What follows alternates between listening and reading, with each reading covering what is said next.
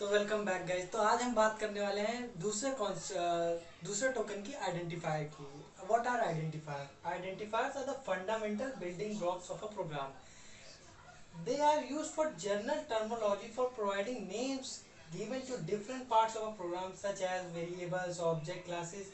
Basically identifier वो होते हैं, एक जनरल टर्मिनोलॉजी हमें नेमिंग सिखाते हैं, कैसे हमको नेमिंग करनी है.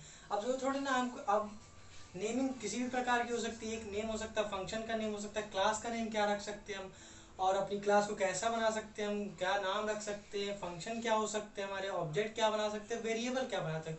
तो मतलब ये बेसिकली हमको एक तरह से नेमिंग सिखाता है कि कैसी नेमिंग करेंगे तो वो वैलिड है जावा कंपाइलर के लिए. इनवैलिड भी हो सकती है. तो उसके कुछ नियम है, रूल्स फॉर राइटिंग आइडेंटिफायर. तो आज हम उसको डिस्कस करेंगे. They can be of any length. अब जैसे इन्होंने कहा they can be of any length का मतलब है कि उनकी कोई लंबाई फिक्स नहीं हो सकती. उनका मतलब अल्फाबेट स्ट्रक्चर फिक्स नहीं हो सकता. आप अपने फंक्शन का नाम मैथमेटिक्स भी रख सकते हो, आप अपने फंक्शन का नाम कैलकुलेट भी रख सकते हो, आप अपने वेरिएबल का नाम अपना नाम भी रख सकते हो, अपनी क्लास भी बना सकते हो, जैसे क्लास अभिषेक, क्लास कुछ भी बना सकते हो वैसे.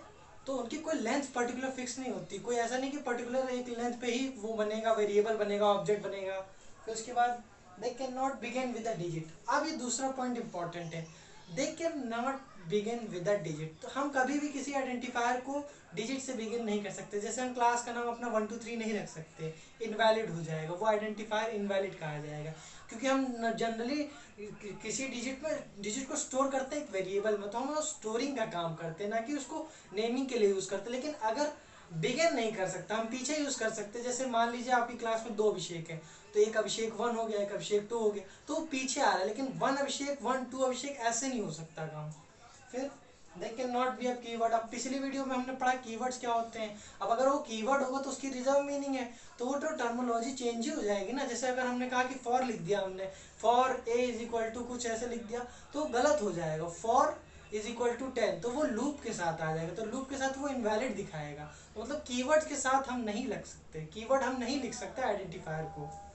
फिर उसके बाद dollar sign and underscore are the two special character which are acceptable. मतलब ये कहने का है कि हम उसमें लेटर्स हो सकते हैं, डिजिट्स हो सकती हैं, और स्पेशल कैरेक्टर्स भी हो सकते हैं. बट यही दोनों हो सकते हैं, डॉलर साइन और अंडरस्कोर कैरेक्टर.